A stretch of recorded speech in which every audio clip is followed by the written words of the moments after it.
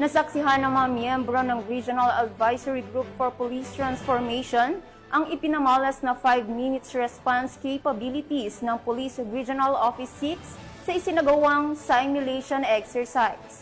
Magbabalita dyan si Patrolwoman Ledilyn Bansagon.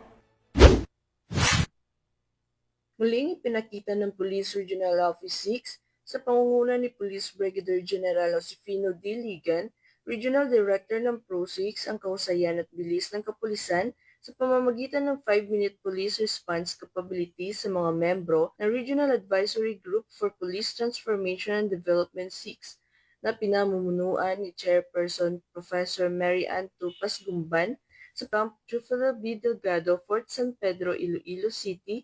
Ito lamang ika-17 ng Hulyo taong kasalukuyan. Nasaksihan ng grupo ang kahalagahan at tibong implementasyon ng programa sa pamamagitan ng serye ng simulation exercises.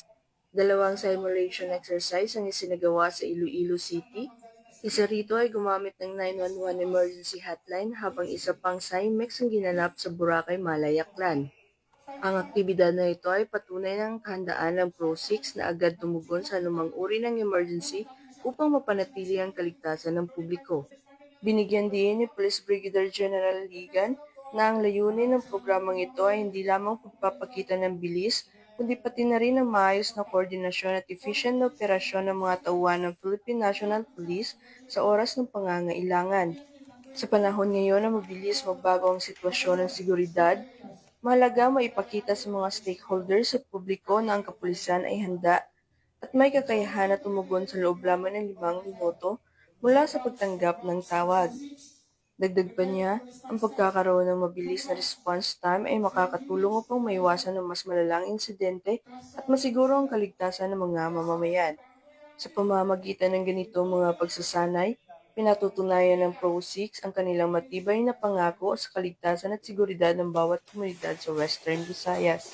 Ito ay nagpapakita na sa oras ng pangangailangan, maaari nating asahan ang kapulisan na agad darating upang magbigay ng proteksyon at solusyon.